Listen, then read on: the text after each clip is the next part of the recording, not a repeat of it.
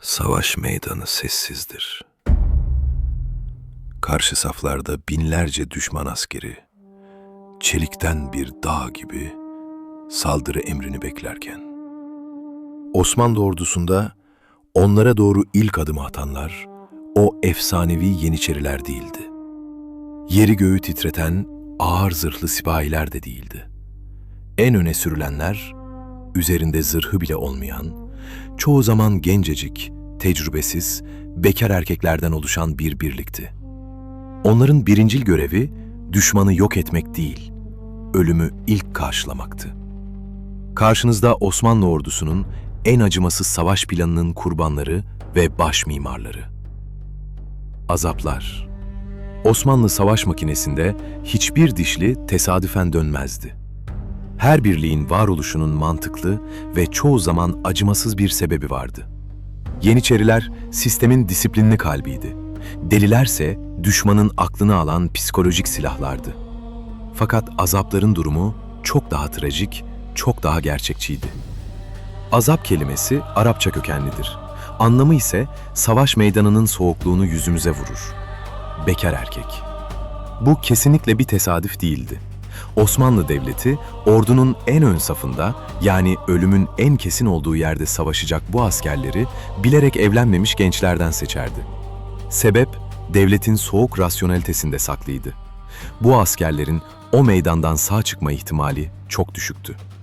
Ve öldüklerinde, arkalarında gözü yaşlı dul eşler, boynu bükük yetim çocuklar ve bakıma muhtaç aileler bırakmaları istenmiyordu. Yani bir köye azap yazıcıları geldiğinde ve o genç adam seçildiğinde, bu sadece orduya katılmak değil, geri dönmemeyi en başından kabullenmekti. Peki, savaşın en zorlu görevini üstlenen bu gençler kimdi? Azaplar, sanılanın aksine savaş meydanına rastgele sürülmüş eğitimsiz kalabalıklar değildi. Osmanlı Devleti, savaş çanları çaldığında her 20 ila 30 haneden bir genci azap olarak orduya çağırırdı. Ancak bu seçim asla rastgele yapılmazdı. Köyün fiziken en güçlü, en dayanıklı ve zekası en keskin gençleri güvenilir bir kefil eşliğinde özenle seçilirdi. O gencin tüm masrafları, silahı ve yolluğu geride bıraktığı köy halkı tarafından ortaklaşa karşılanırdı.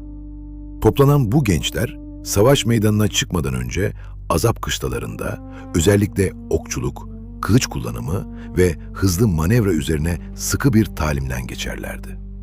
Bugün İstanbul'daki meşhur Azapkapı semti adını işte bu askerlerin eğitim gördüğü kışlalardan alır.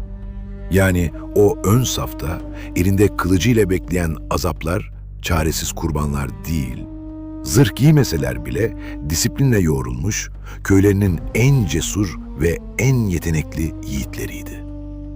Azapların savaş meydanındaki en büyük dezavantajı, aynı zamanda en belirgin özellikleriydi. Ağır çelik zırhları, gösterişli miğferleri yoktu. Sadece sıradan, hafif kıyafetler. Başlarında basit bir börk. Ellerinde ise çoğu zaman profesyonel savaş aletleri değil, tırpanlar, baltalar, palalar, sapanlar ve oklar olurdu. Bu bir fakirlik değil, taktiksel bir tercihti. Zırhsız olmak, onları savaş meydanının en hızlı hareket eden, en çevik askerleri yapıyordu. Ağır zırhlı bir şövalye, çamurda adım atmakta zorlanırken, bir azap askeri onun etrafında hızla dönebilir, onu yorabilirdi. Ancak bu hızın korkunç bir bedeli vardı. Aralarına düşen tek bir top güllesi, üzerlerine yağan tek bir ok yağmuru, saflarında devasa boşluklar açıyordu. Düşman kılıçlarına karşı etten ve kemikten başka siperleri yoktu. Azapları sadece ölmeye gönderilen yemler olarak düşünmek, onlara yapılacak en büyük haksızlıktır. Çünkü onlar, tarihin gördüğü en kusursuz taktiklerinden birinin kilit oyuncularıydı. Tarih 29 Ağustos 1526. Yer Mohaç Meydanı. Macar ordusunun tepeden tırnağa çeliklere bürünmüş ağır süvarileri, yeri göğü inleterek Osmanlı ön saflarına, yani azaplara doğru hücuma kalkmıştı. Düşmanın planı basitti. Ön saftaki bu zırhsız piyadeleri ezip geçmek ve Osmanlı merkezini çökertmek. Azaplar üzerlerine gelen bu çelik çığa karşı önce ok attılar, bağırdılar, direniyor gibi yaptılar.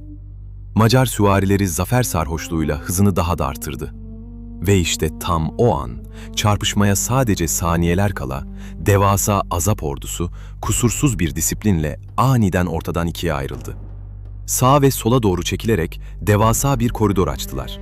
Macar şövalyeleri ne olduğunu anlayamamıştı. Azapların açtığı o boşluktan içeri daldıklarında karşılarında beklemedikleri bir manzarayla yüzleştiler. Yüzlerce Osmanlı topu ve ateşlemeye hazır bekleyen binlerce yeniçeri. Saniyeler içinde cehennem ateşi koptu. Mohaç, ta 2 saatte kazanılan o büyük zaferin mimarı, düşmanı ustaca o ölüm tuzağına çeken ve omuz omuza açılan Azaplardı. Açık meydan savaşlarında tuzak kuran Azapların işi, kale kuşatmalarında tam bir kabusa dönerdi. Bir kale kuşatıldığında devasa surlara ilk merdiveni dayayanlar hep onlardı. Surlar tırmanılmaz göründüğünde bile emre itaat ederlerdi. Yukarıdan yağan zehirli okların, fırlatılan dev kayaların, dökülen kaynar yağların ve Rum ateşinin altında kapılara ilk hücum edenler yine onlardı. Bununla da kalmazlardı. Siper kazarlar, tonlarca toprak taşırlar, top arabalarını çekerlerdi. Hatta toprağın altına girip karanlık ve havasız tünellerde ilerleyen lağımcılara yardım ederlerdi. Savaşın en pis, en ağır, en isimsiz ve en ölümcül işçiliği Azapların omuzlarındaydı. Bugün Osmanlı ordusu denince akla hep Yeniçeriler ve karadaki büyük zaferler gelse de Azaplar sadece toprağa değil, denize de kanlarını akıttılar. Deniz Azapları veya Azebi Bahri olarak bilinen bu birlikler donanmanın bel kemiğiydi. Kadırgalarda forsa değil, savaşçıydılar. Denizin ortasında 2 gemi birbirine rampa attığında sallanan güvertede düşman gemisine atlayan ilk dalga onlardı. Kıyı çıkartmalarında sandallardan suya atlayıp karaya ilk ayak basan ve ilk kurşunu yiyenler yine deniz azaplarıydı. Turgut Reislerin, Barbaros Hayrettinlerin kazandığı o destansı deniz zaferlerinde gemilerin güvertesini kanlarıyla yıkayanlar onlardan başkası değildi. Yıllar geçtikçe, imparatorluk büyüdükçe ve ateşli silahlar savaşın doğasını kökünden değiştirdikçe azapların da rolü değişti. Zamanla o kanlı ön saflardan çekilip kaleleri koruyan, geri hizmette bulunan ve ordunun lojistiğini sağlayan yardımcı kuvvetlere dönüştüler. 17. yüzyıla gelindiğinde ise yavaş yavaş tarih sahnesinden silindiler. Tarih kitapları genellikle zafer kazanan görkemli padişahları, şatafatlı zırhlar içindeki paşaları yazar. O muazzam tablolarda en önde hep onlar resmedilir. Ama o zafer kapılarının kilidini bedenleriyle kıranlar, kimsenin gitmek istemediği yere gözünü kırpmadan gidenler ve arkamda ağlayacak kimse yok diyerek ölümü ilk kucaklayanlar unutulmamalıdır. Azaplar, Osmanlı savaş makinesinin belki de en az parlayan ama en çok kan döken, en fedakar, isimsiz kahramanlarıydı.